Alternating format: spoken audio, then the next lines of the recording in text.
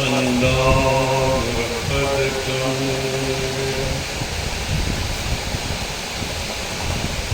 वंदो गुरुपदकं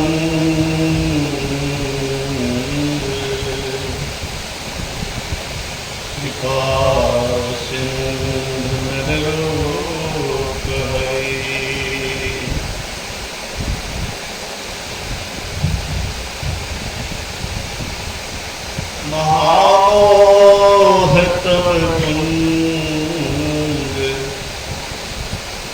जास्त वचन रविकर निकर। श्री सद्गुरु महाराज की जय।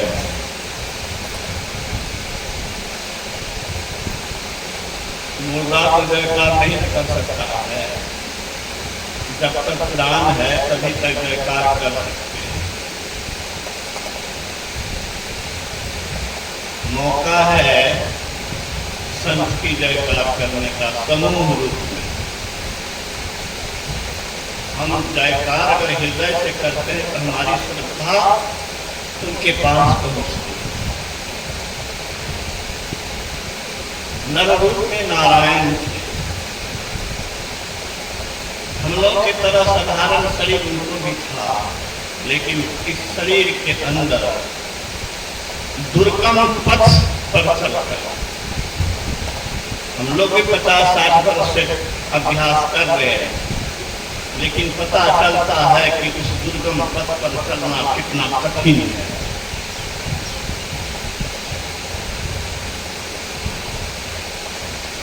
अंदर के पथ पर चलना, इससे बढ़कर के कठिन दुनिया में कोई गुण नहीं और इससे बड़ी कोई उपलब्धि भी नहीं है। 1 क्विंटल सोना जिंदगी में कोई हम लोग को नहीं देखे, हमको नहीं लगता कि यहाँ पर कोई देखे जमा किए, लेकिन 1 क्विंटल चावल 1 क्विंटल गेहूं को सैकड़ों क्विंटल हम लोग जमा। जो चीज मूल्यवान होता है वो इतना आसानी से उपलब्ध नहीं। परमात्मा से बढ़ करके कोई मूल्यवान चीज ही नहीं है। उस परमात्मा को पा करके परमात्मा स्वरूप होने का एक नहीं सैकड़ों प्रमाण भक्तों के सामने है, हम लोग के सामने है। कुछ तो चश्मदीद है, कुछ तो सुने हुए हैं और इतने सुने हुए हैं कि गुरु महाराज के जीवन पर पीएचडी करने वाले डॉक्टर महेश्वर सिंह ने कहा था एक बार, जब अखिल भारतीय महाधिवेशन में 79 ईस्वी में जा रहे थे उनके साथ, तो उन्होंने कहा था कि विंदेश्वरी बाबू, हम एक गुरु महाराज का चमत्कार सुनाते हैं, सुनाने व सुनने वाले 10 सुनाता है, इससे पता लगता है कि गुरु महाराज कितने के ऊपर कितनी कृपा किया, उसका कोई वर्णन नहीं करता। मैं तो चाहता हूं दावे के साथ जो भी सत्संगी हैं, जो ध्यान अभ्यास करते हैं, उनकी अद्भुत शक्ति और चमत्कार नहीं अनुभव किया होगा, यह संभव ही नहीं। जो नहीं जुड़े हैं मैं उनसे कहता हूं कि आप जुड़ करके उनके आदर्श और आदेश के मुताबिक 6 महीना चल के देखिए, अगर आपको अनुभूति नहीं हो तो कहिएगा कि जुड़ करते हैं। आप 1 कदम बढ़ाएंगे उधर से 2 कदम का सहारा मिलेगा। ऐसे महापुरुष के पथ पर चल करके ही कल्याण हो सकता है। उन्होंने घोषणा की, समय गया फिरता नहीं, झट ही करो मेरे काम, जो बीता सो बीतिया, अब हो कहो गुरु नाम। हमारे यहाँ एक प्रोफेसर आए, उन्होंने कहा कि आपका ग्रामीण बड़ा विचित्र है। हमने कहा क्या विचित्र है? दूसरे स्टेट के लोग हमको जो बिहारी का क्या मालूम करते हैं तो कितना बुरा लगता है। उसी तरह मेरे गांव की हिंसता हो तो हमें कैसे अच्छा लगे, लेकिन मन में हुआ कि भाई कह क्यों रहा है, जरा हम पूछे। हमने कहा ऐसा क्या है? उन्होंने कहा कि आपके गांव के लोग सब काम धंधा छोड़कर सत्संग में चले जाते हैं। मैंने कहा कि क्या समझते हैं, कुछ प्रश्नों के उत्तर रख करके परीक्षा में अच्छा अंक ला करके प्रोफेसर बन जाने से कोई विद्वान हो जाता है क्या? अरे हम ही लोग बने हैं तो कैसे बने हैं? एक पेपर में 15 क्वेश्चन याद कर लीजिए, फर्स्ट क्लास पास करना है। ये कौन बड़ी बात है 15 क्वेश्चन याद? विद्वान कौन है पहले समझिए, आप अपने विद्वान को सुनिए। कबीर साहब निरक्षर थे। विद्वान मैं उसको मानता हूं कि दुनिया से चले जाए तो उसका नाम रहे, उनकी बात को माने। हम आप अपने परदादा की एक बात किसी को नहीं सुना सकते हैं, न हमारा परपोता हमारे वक्तव्य को कोई दोहराएगा। कोई कह सकता है कि हम परदादा ये कहते थे, लेकिन कबीर साहब कहते थे सो तो सुनते रहते। नबी देखिए ना, कबीर साहब का भजन हो गया, सैकड़ों वर्ष हो गया। तो मैंने कहा कि विद्वान वो है, अब उनसे सुनिए कि अपना काम क्या है।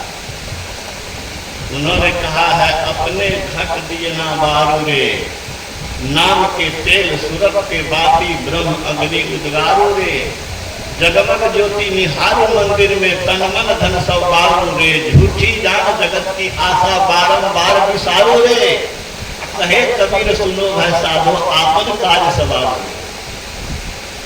अपना काम क्या है? अपना काम वही है जिससे अपना कल्याण हो जाए। अभी सुन रहे थे ना भजन, तन धन सुखिया कोई नहीं देखा, ब्रह्मा विष्णु सबको दुखिया देखा। इसमें बहुत सी बातें आई, मैं उनको दोहराना नहीं चाहता, लेकिन भगवान शिव जी भी भस्मासुर के हाथ के डर से भागता फिरता था, उसको भी डर था ना। संसार में कई शरीरधारी हो वह दुखी नहीं हो, यह संभव ही नहीं है। अपना काम यही है कि अपने को परमात्मा में मिला देना, भी जो बाबा कह रहे थे। मैं बहुत गौर से सुन रहा था, मैं तो 3 सीटिंग 3 सत्र से बोलता रहा था। मैं चाह रहा था कि बाबे पूरा समय ले लें, हमारा हार कुछ हल्का हो, लेकिन बाबा जब मेरा नाम ले लिए तो हमको आना। बहुत अच्छी तरह से व्याख्या कर रहे थे कि किस तरह से परमात्मा के से हम लोग अलग हुए हैं और फिर परमात्मा के पास जाना कितना आवश्यक है, कैसे जाएंगे सो भी बताया। ये भी बता रहे थे कि गिरना आसान है लेकिन चढ़ना बड़ा कठिन है। हमको तो लगता है कि हवाई जहाज, हम सोच रहे थे उस समय बाबा बोल रहे थे, हमको मन हो रहा था कि हवाई जहाज से अगर गिरा दिया जाए तो जितना देर गिरने में लगेगा उतनी देर तो मजे आएगा, लेकिन जब चोट लगेगी टुकड़ा टुकड़ा होगा तो उस समय गिरने में मजा लगता है। हम लोग भी इंद्रिय के द्वार में गिरने में रस लेने लगते हैं, कौन नहीं रस ले रहा? आंख में, कान में, शरीर के चलने के स्पर्श में, ये सब सुख भोग में हम लोग आनंद लेते हैं। लेकिन ये आनंद अंतिम में क्या होता है? अंतिम में नहीं होता है, बीचों बीच में होते रहता है। बीच बीच में छटपटाते हैं, व्याकुल होते हैं, चीखते हैं, चित्कारते हैं। वर्णन नहीं है संसार कितना दुखमय है। जगत अथाह भयंकर भवनिधि, जहाँ सब दुख की रीति, जहाँ सब बुद्ध भुलावन कौतुक समझ करे नहीं नीति। शरीर क्या है? काया दुर्ग दुर्भग पलनी खाना, जेल में पड़े हुए मजा ले रहे हैं। ऐसी की व्यवस्था करके मजेदार जीवन जीना चाहते हैं, कभी नहीं होने वाला है। जितने दूर तक दुख दूर है उतने देर तक मस्ती मार लीजिए, लेकिन ये मस्ती असली मस्ती नहीं है। वह मस्ती क्या जो झड़ती है, टिकती नहीं है, फिर रुलाती है। मस्ती तो उसका नाम है कि फिर कभी झड़े नहीं, जो झड़ती नहीं, टिकती है और सदा ही मस्ती रखती कभी नहीं। वो मस्ती बिना प्रभु को पाए होना संभव नहीं है। सुख स्वरूप जो है वही दूसरे को सुखी बना सकता है। संसार में सब दुखी है, सारी चीजें परिवर्तनशील विनाशी है, इससे सब करके कोई पूर्ण रूपेण सुखी नहीं हो। ये निश्चय जान लीजिए। बाबा ने को अच्छी तरह से समझाया कि मेरे बार ये सब ही पंचन बहुत बात है। मैं यही कह रहा था कि अंदर की चढ़ाई से बढ़कर के कोई कठिन काम नहीं और उससे बड़ी कोई उपलब्धि नहीं। तो सबसे बड़ी उपलब्धि जिन्होंने पाई उनकी जयकार करिएगा, उनकी आपकी श्रद्धा उनके पास रहेगी, उनकी कृपा पात्र बनेंगे। नहीं कुछ जानते हैं तो रोज हम तो कहते हैं कि संत महात्मा और अदृश्य सत्ता को आप जरूर प्रणाम कीजिए। आप नहीं जानते कि इस देह में कैसे आए हैं, कब तक रहेंगे, एक मिनट के बाद आपके मन में क्या होगा सोच नहीं सकते हैं, अभी कह नहीं सकते हैं। आप अपने बस में नहीं है, अदृश्य सत्ता के हाथ तक खिलौना है, पतंग उड़ता है और धागा अपने पास में रहता है। ऐसे ही हम लोग के जीवन का धागा उस परमात्मा के पास में है, या शक्ति उसमें हमारी रक्षा कर सकते हैं। उनकी जयकार उमंग से करना चाहिए, उत्साह से करना चाहिए, श्रद्धा से करना चाहिए। हे प्रभु, हे गुरु, हे संत, आपकी कृपा हम पर करो, ये भावना लेकर जयकार करना चाहिए। तो बोलिए एक बार सद्गुरु महाराज की। बड़ा आनंद आया है 2 दिन से। अंतिम में बाबा आगे अंत भला तो सब भला। सवेरे आने वाले थे, कुछ कारण बस नहीं आए, मैं तो प्रतीक्षा कर रहा था। बाबा के दर्शन के लिए भी मैं आया। मैं सोचता था कि हमारे जाने की कोई जरूरत नहीं, लेकिन सोचे कि कम से कम बाबा का दर्शन भी होगा, बहुत दिन से दर्शन नहीं। तो भक्ति की सारी बातें आप लोगों ने सुन ली है, इसकी क्या आवश्यकता है थोड़ा सा नहीं ये प्रकाश डाला। ऐसा नहीं कि किसी लोग महात्मा लोग बाबाजी लोग ये कहते हैं, ठीक है ना, ये भक्ति करने के लिए सिर्फ महात्मा कहते हैं, वैरागी लोग कहते हैं, ऐसी बात नहीं है। बड़े बड़े तत्वदर्शी विद्वान राष्ट्र कवि, बड़े से बड़े चिंतक मानते हैं कि संसार में सुख नहीं है। राष्ट्र कवि दिनकर की बात अगर मैं करूं तो महाप्रलय के ओर सबों को इस मरों में चलते देखा। किधर? महाप्रलय में सर्वनाश, सर्वनाश की ओर सब जा रहा है। देखिए हम जा रहे हैं ना, बहुत अच्छा से पढ़े, बहुत अच्छा रिजल्ट किए, बहुत अच्छी अच्छी कुर्सी मिली, बड़ा अच्छा सम्मान मिला, बहुत अच्छा पैसा भी कमा लिया, लेकिन अब पूछिए तो क्या हालत है? हालत यही है कि शरीर को दुख का घर बना, काया दुर्ग दुखद बंदी खाना, जले अग्नि आवे दुख की, शरीर में दुख की आग जलती रहती है। गुरुराज का उन कितने समझदार थे, कितने तीव्र बुद्धि के थे, कितने संस्कारी थे। उन्होंने कहा कि मैंने बचपन में पढ़ा था और मैं मस्त जाए। ये वाक्य हमारे लिए अंकुश का काम किया, जैसे हाथी के लिए अंकुश होता है ना, उसी तरह से ये वाक्य मेरे लिए अंकुश का काम किया।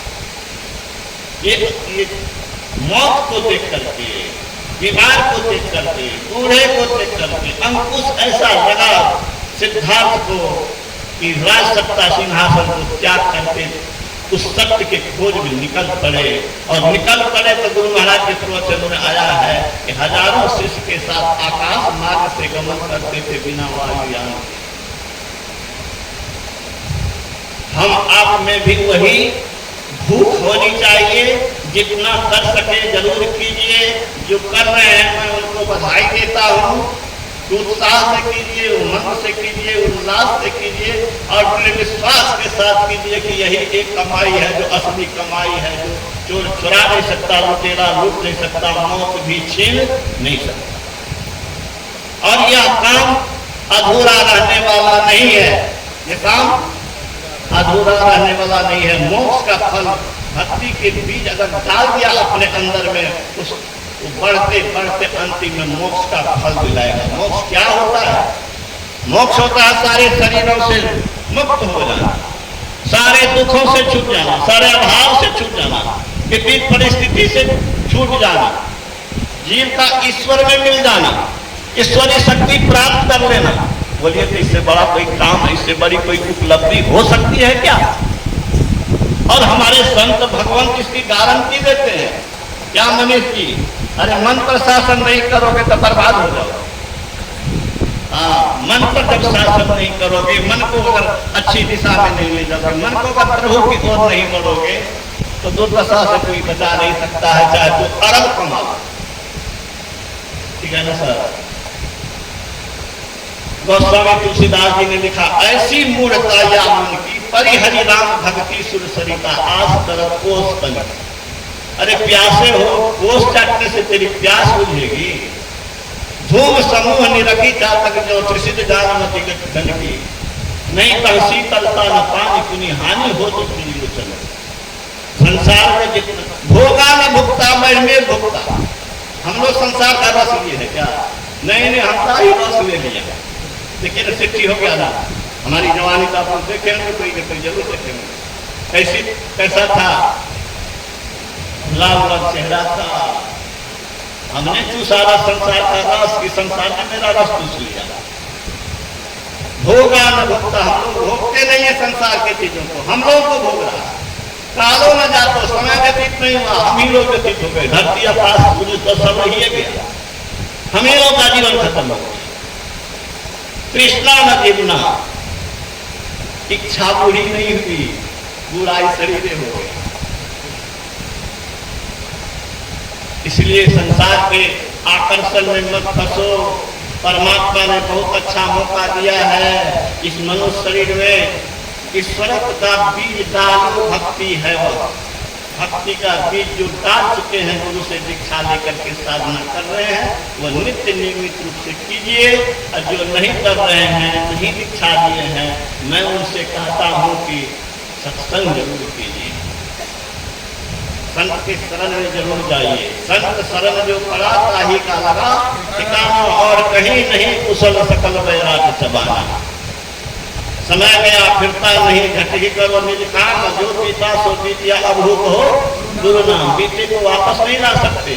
मैं बराबर कहता हूँ, जो बीता जो होगा कल, उसके लिए तू व्यर्थ विकल है। वर्तमान को सफल बना दे, आज सफल तो जन्म सफल। हम पीछे को नहीं कर सकते, अपना हाथ में नहीं है, तो चला गया। आगे भी कम मन में क्या हो जाएगा, क्या ठिकाना नहीं है।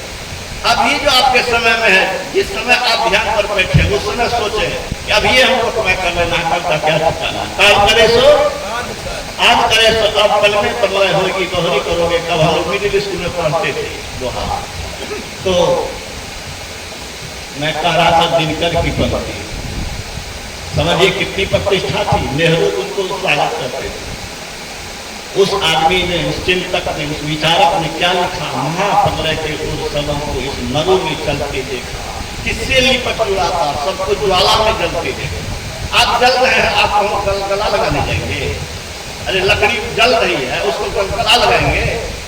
वही कह रहा है, किससे लिपट जुड़ा था, सबको ज्वाला में जलते देखा। अंतिम समय चिता दीपक पर जीवन को बलते देखा, चलते समय सिकंदर से विजयी को करवलते देखा। किसको नहीं करवलते देखा? हमारे रानीगंज में एक बहुत सोना चांदी अपार संपत्ति वाले लोग थे, हम छोटे बच्चे थे। सुना कि भाई ने बंटवारा जो हुआ, कई रात तक सोना चांदी का बंटवारा हुआ। जब की बात होती, कई रात तक। वो आदमी जब मरने लगा तो हाथ पटकता था, कुछ नहीं। गाँव समाज के दूल्हे बुजुर्ग लोग बोलते थे। और सवेरे मैंने आपको बताया था कि लता मंगेशकर भारत की प्रसिद्ध गायिका विश्व में आदरणीय बनी रही। नेहरू उनके राष्ट्रीय गान गाने पर आंखों से आंसू बह गए। मेरे तन के लोग, उसके पास अपार संपत्ति थी, लेकिन अंतिम में यही कहा कि सुविधा की सारी चीजें मेरे पास है, करोड़ों रुपये बैंक में पड़े हैं, लेकिन वो मेरे किसी काम के नहीं। दुनिया के लोगों को मैं ये संदेश देना चाहती हूँ, वो तो भक्ति थी नहीं, संत की शिष्या थी नहीं, लेकिन एक बात उन्होंने कही, क्या कमजोर कर गया करो, दुआ काम दे, जहां मौका मिले सहायता जरूर करो, ये आपके साथ जाएगा। तो बंधु, वही तो दिनकर ने कहा, इससे लिपट लाता सबको हवा में जलते देखा, सिकंदर को करमते देखा। आगे क्या कहा? रोते जग की अनित्यता पर सभी विश्व को छोड़ चले, कुछ तो चढ़े चिता के ऊपर, कुछ कब्रों की ओर चले। रुकान पल भर मित्र, माता से कुछ माता तोड़ चले। कितनी लैला रोती रही, कितने मजनू मुंह मोड़ चले। हे प्रभु ले चल मुझे जहां कहीं इस जग से बाहर, मैं न रुकूंगा इस भूतल पर जीवन अपना कमा, मैं न रुकूंगा यहाँ जीवन यौवन प्रेम कमाकर। हे प्रभु मुझे ले चल कहीं इस जग से बाहर। वो तो बोल दिया लेकिन वो चल नहीं सका। लेकिन वो काम हमारे गुरु महाराज ने चल करके पा करके अपनी सिद्धि शक्ति से दिखा दिया कि मूर्ता को भी जिंदा किया जा सकता। अब पढ़िए जीवन चरित्र। कांप में अधिवेशन हो रहा था, भीषण सुखाड़, भीषण गर्मी, फसलें सूख रही थी। आजकल का समय तो था नहीं कि बोरिंग से पानी पटा देते, फसलें सूख गई तो सूख ही गई, वो स्थिति थी। गुरु महाराज का सत्संग हुआ, लोगों ने, किसान ने कहा कि हुजूर सत्संग तो बहुत अच्छा हुआ लेकिन फसलें सूख रही है। किसान ने हाहाकार मचा। गुरु महाराज ने उसी समय सत्संग में कहा, मैं ईश्वर से मनाता हूं कि वर्षा हो, भीम भीम कर हम लोग सत्संग करें। अब हम लोगों को ताकत है, लेकिन उन्होंने अंदर के पथ पर अगर गमन किया तो क्या पाया? उनके मुंह से निकल गया तो बादल खाने में देर नहीं लगी और मूसलाधार बारिश हुई। आप पढ़िए पासी में ही चरित्र, मूसलाधार में लोग ठिठुर गए गर्मी के दिनों में। लेकिन गुरु महाराज और समर्पित सत्संगी थे, वो सत्संग करके ही उठे थे। हम आप क्या नहीं बन सकते हैं, हम आप जब ईश्वर तक जा बन सकते हैं। यही तो स्वामी विवेकानंद ने कहा, मनुष्य ईश्वर बन सकता है, ये काम पशु नहीं कर सकता। मनुष्य अपने इंद्रियों को नियंत्रित और संयमित करके ब्रह्म बन सकता है, ये काम पशु नहीं कर सकता। इन्होंने अपने इंद्रियों को रोका। अमित बोध अनिहित भोगी, सत्य सार कभी तो भी नहीं होगी। अमित बोध ज्ञान का भंडार, लेकिन मित भोगी शरीर में उतना ही डालो, संसार का रस उतना ही लो जितना इसको जिंदा रखने के लिए आवश्यक है। जिंदा इसीलिए रखना है कि जिंदा नहीं रहेगा तो ये काम होगा कैसे, नहीं होगा तो क्या होगा? कुत्ता बिल्ली के जोड़ी में जाएंगे। हमारे यहाँ शिशु बाबा जाते थे, मैं जब विद्यार्थी सबको पढ़ाता था तो शिष्य में अचानक पहुँचते थे तो सब कुछ छोड़ करके मैं उनको नमन करता था, बाबा को बैठाते थे। तो बाबा विद्यार्थी से कहते थे, गाय का बच्चा बनोगे, 7 स्तन होता है, दूध पीने के खूब मिलेगा। हाथी बनोगे, उसका शरीर में बहुत कीमती जेवर, दांत जो होता है कीमती जेवर। विद्यार्थी सब बने, मन कहता था क्या बोलोगे? तो बाबा कहते थे, देखते हैं आपका विद्यार्थी कुछ नहीं बोलता है लेकिन काम ऐसा करता है कि बिना निमंत्रण के उधर जाना पड़ेगा। समझ रही हो? बहुत कम उम्र में तो इंटरेस्ट लेकर सुन रही है, मैं देख रहा हूँ। धन्यवाद है तुमको, ठीक से विचारते रहना। भजन नहीं करोगे मनुष्य शरीर छिना जाएगा, भजन नहीं करोगे मनुष्य शरीर छिना जाएगा। आकर 4,84,000 योनि भ्रम किया जीव अविनाशी, तिरक सदा माया कर प्रेरा, काल कर्म स्वभाव गुण घेरा, कब हूं करी करुणा नर देहि, देख इस बिनु हेत सके। 84 में भटकने के बाद, बहुत दुख होने के बाद हम लोग को एक चांस दिया कि जा तुमको मौका दे देते हैं सारे दुखों से निकलने के लिए, मोक्ष पाने के लिए, ईश्वरत्व पाने के लिए तुम मेरे पास आ सकते हो। मौका दिया, ये गोल्डन अपॉर्चुनिटी कहिए या डायमंड अपॉर्चुनिटी कहिए या इस सबसे बड़ी अपॉर्चुनिटी कहिए, ये हम लोग को प्राप्त है। लेकिन इसको व्यर्थ में नहीं गंवाइए, यही मैं निवेदन करने आया हूं। मैं अपने साधना के बल पर, अपने संत के शिष्य होने के कारण जो कुछ प्रयास किया है, अभ्यास किया है, प्यास रखी है हमने, उसके बल पर जो मैं कुछ अनुभव किया हूं, उसके आधार पर मैं दृढ़तापूर्वक मानता हूं कि आंतरिक उपलब्धि से कोई बड़ी उपलब्धि है ही नहीं। मैं तो सिद्ध भी करता रहता हूं।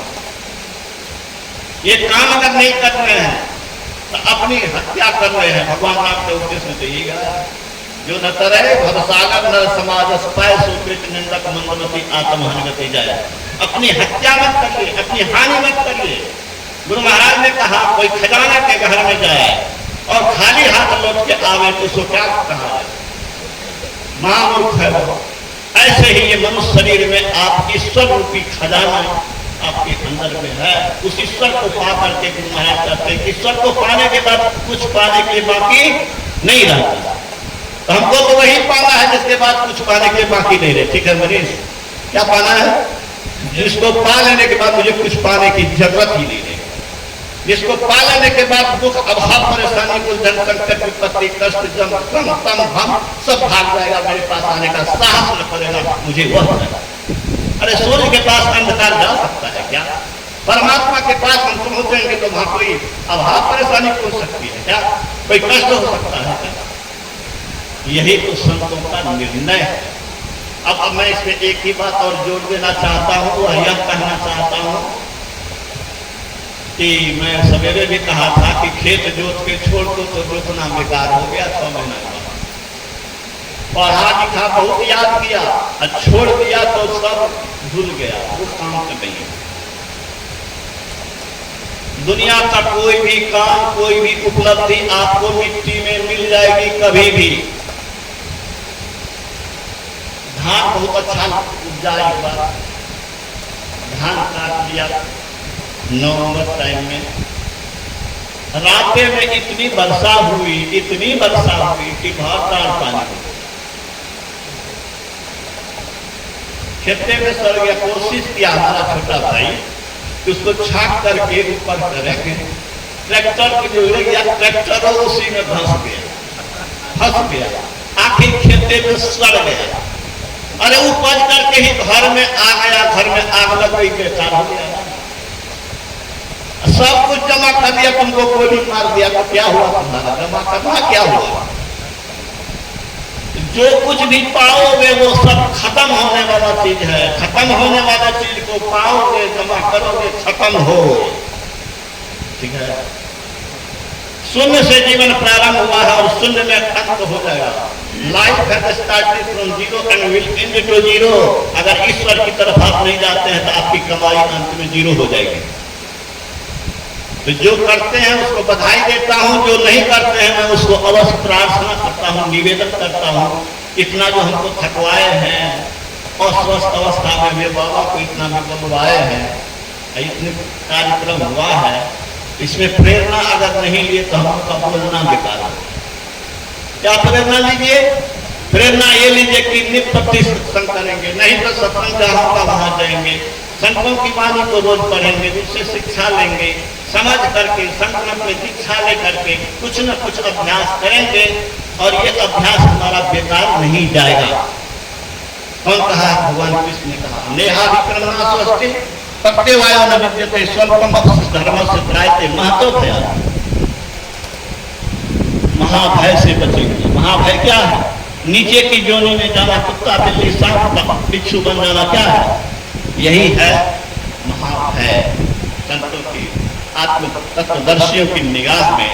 तो आप लोग नीचे की जोनी में से बचना चाहते हैं, सांप बिच्छू हाथी घोड़ा के शरीर में जाने से बचना चाहते हैं, ये सुंदर शरीर सर्वश्रेष्ठ शरीर पाना चाहते हैं और इस सर्वश्रेष्ठ शरीर से सर्वश्रेष्ठ उपलब्धि परमात्मा को पाना चाहते हैं, तो भक्ति के बीज डालिए डालिए। बाबा तो आए हुए हैं, नहीं ठहरेंगे जिनके घर पर जा करके आप लोग इच्छा लगे।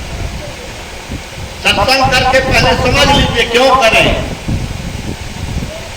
संतवाणी को समझिए, संतों के सिद्धांत को समझिए। और मैं तो बराबर कहता हूं कि संत मत का सिद्धांत जो याद नहीं करे उसको दीक्षा देने ही नहीं चाहिए।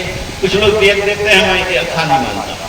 गुरु महाराज का सिद्धांत था कि पहले संत मत के सिद्धांत को याद करो, याद करने के बाद जाते थे तब उनको दीक्षा दी जाती है। और उतने नहीं, गवाह पूछते थे कि सत्संग में भाग लेता है कि नहीं। तो जिसको सत्संग में रुचि नहीं है, जो संत मत को समझा ही नहीं, उसको दीक्षा दीजिएगा, क्या करेगा? अरे ठोक बजा के सिर से बजाओ तो उसको बुलंद बनाओ।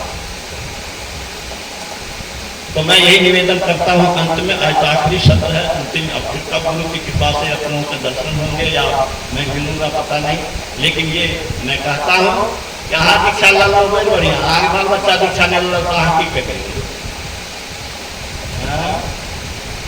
सोना चांदी बेटा खो के लिए, जमीन खगारी के खो के लिए, और जैसे पर कल्याण है वो देवे नहीं के लिए, ओकरा लिए समझेवे नहीं के लिए, ओकरा लिए कुछ कहवे नहीं के लिए, कहे की देने बाबा साहब। तो प्यार कौन चीज के लिए?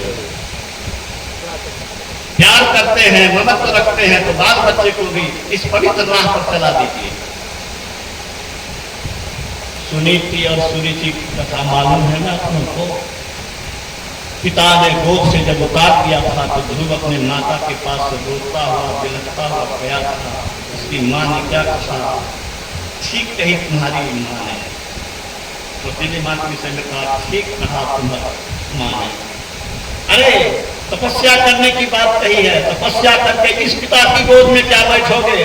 तपस्या करके उस पिता की गोद में बैठोगे जिससे गोद से तुम्हें कोई उतार नहीं सके। ऐसी माताएं इस देश में हुई है। आप कैसी माता है बोलिए? हम लोग को ये सीखना चाहिए कि नहीं, प्रेरणा लेनी चाहिए कि नहीं?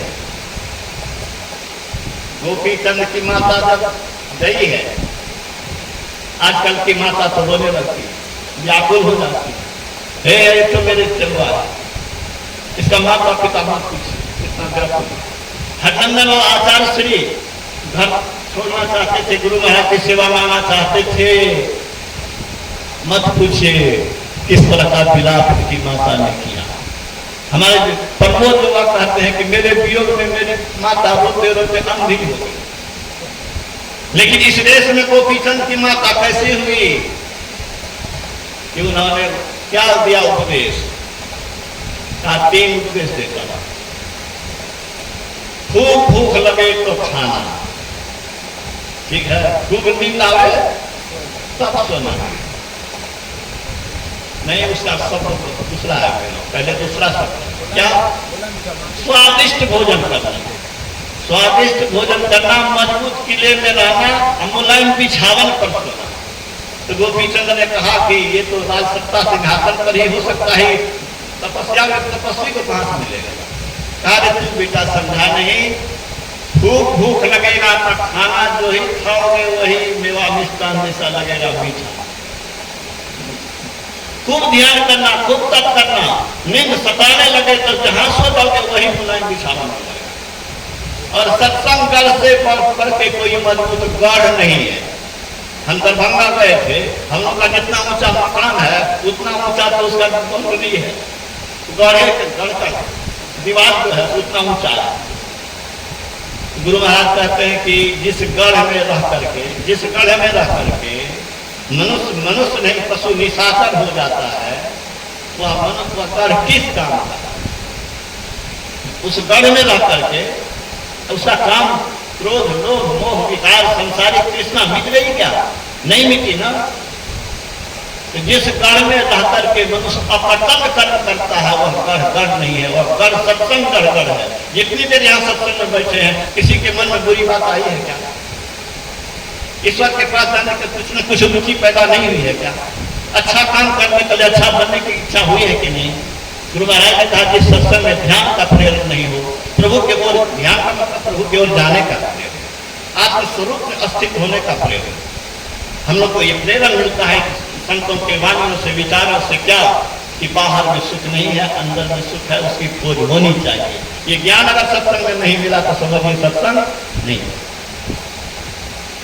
बहुत मैं बोल दिया बाबा के सामने, हमको इतना नहीं बोलना चाहिए था, लेकिन आप उनका प्रेम इतना देखता हूँ, इतनी उपस्थिति देखता हूँ, सोचता हूँ कि फिर कभी आऊँगा तो भेंट होगी नहीं होगी। गुरु महाराज की कृपा से जो बोल दिया। तो मेरी अंतिम प्रार्थना यही है कि दीक्षा जरूर लीजिए, कुछ न कुछ साधना भजन अवश्य कीजिए। और जो सत्संगी हैं उनसे मेरा अब एक निवेदन, बिना भजन के भोजन नहीं करिए। गुरु महाराज का शब्द याद रखिए, बिना भजन के भोजन नहीं करिए। स्तुति नहीं करने से बहुत हानि है, बहुत पाप है। स्तुति प्रार्थना नहीं छोड़िए, ठीक है ना? गांधी जी जैसा राजनीतिक व्यक्ति, सामाजिक व्यक्ति, राष्ट्रभक्ति वाला, राष्ट्रभक्त, विश्व कल्याण चाहने वाला, उन्होंने कहा है कि मैं रोटी के बिना रह सकता हूं लेकिन प्रार्थना के बिना पागल हो जाऊंगा। रोटी से करोड़ों गुना ज्यादा शक्ति प्रार्थना में है। आप लोग प्रार्थना अगर नहीं करते, हम तो कहते हैं हर आदमी को प्रार्थना करनी चाहिए परमात्मा से, अदृश्य सत्ता से। मेरे विद्यार्थी जो भी आते रहे हैं, मैं उनको यही कहता रहा हूँ कि नहीं कुछ समझते हो तो आंख बंद करके कहो कि हे परमात्मा, हम आपको नहीं देखते हैं, लेकिन हमको आप सद्बुद्धि दीजिए, ज्ञान दीजिए, अपने चरणों में प्रेम दीजिए, ताकि मैं आपकी ओर जा सकूं, अच्छा काम कर सकूं और मन शरीर को सार्थक कर सकूं। अपना काम खाली हाथ जोड़ करके रोज करना। तो हाथ स्कूल चला, मैं स्कूल में कौन सीखे हुए विद्यार्थी। स्तुति, प्रार्थना, ध्यान, अभ्यास जरूर। गुरु महाराज कहते हैं कंगाल पैसे को नहीं बोलता, जैसे कंगाल पैसे को नहीं बोलता। कंगाल को पैसा को पकड़ने के लिए कितना व्याकुल करता है। कंगाल को तो छोड़िए, यहाँ अरबपति खरबपति बनने के लिए पैसा की लड़ाई। बड़का बड़का मंत्री, बड़का बड़का पदाधिकारी जेल में ठूसा जा रहा है कि टका के लोग। छी छी छी, संतों से नहीं, ज्ञान नहीं है, सद्बुद्धि नहीं है, सत्संग नहीं है, संतों का प्रभाव नहीं है। अरे संत का साहित्य उसको पढ़ने ही नहीं किया तो सत्संग कुछ ज्ञान कहाँ से होगा। अपने बेटे को कलेक्टर तो बना दिया, इंजीनियर, डॉक्टर बना दिया, सब कुछ बना दिया, लेकिन दूसरे के लिए पैसा जमा करने की कला सिखाया, लेकिन मनुष्य बनने की कला आपने नहीं सिखाया। मनुष्यता की शिक्षा नहीं तो वो शिक्षा नहीं, शिक्षा को आग लगा के जलाने की जरूरत है। जो शिक्षा मनुष्य नहीं बना सके, मनुष्यत्व न प्रदान कर सके, वो शिक्षा नहीं है। अरे वो शिक्षा क्या है? बाप बेटा बाप को मारता है, बेटा को क्या क्या नहीं दुर्दशा कर रहा है। आज बूढ़े बुजुर्ग हमारे समाज में रोते हैं, रो करके अकेले में हमको अपना दर्द सुनाते हैं। दर्द सुना के क्या कहते हैं, सब सुनिए। नाम नहीं लेना चाहता किसी इलाके का। बूढ़े बुजुर्ग सब दर्द सुना के अंतिम में यही कहा कि बात हमारे बेटा पुतोह करने कहवे नहीं तो जो खाए लगे छे सुहो खाए नहीं देते। छी छी छी छी। अब समझिए, माता पिता जो धरती पर का प्रत्यक्ष देवता, उसके बदौलत हमारा कितना पक्षना साथ किया है, कितना कष्ट है। क्या नहीं अरमान हम लोग के लिए रखा है माता पिता ने। उस माता पिता को बिलखते छोड़ते हो, उस माता पिता की अवहेलना करते हो, उस माता पिता का शासन नहीं मानते, उनकी बात नहीं मानते हो। अरे कुछ दिन का तो मेहमान है बूढ़े बुजुर्ग, अब हम ही लोग हैं तो बूढ़े बुजुर्ग हैं। अरे 10-5 वर्ष को थोड़ा कष्ट भी हो तो करना चाहिए। तुम्हारी तो लंबा जीवन है, इसलिए सभी युवतियों से और युवकों से मैं कहता हूँ कि माता पिता को प्रसन्न अगर नहीं रखते हो तो तुम्हें मनुष्यत्व नहीं। आप माफी करें, ये कहने से पहले गलती गलत माफ करिए। बाबा चरण में फिर से प्रणाम। श्री सत्य।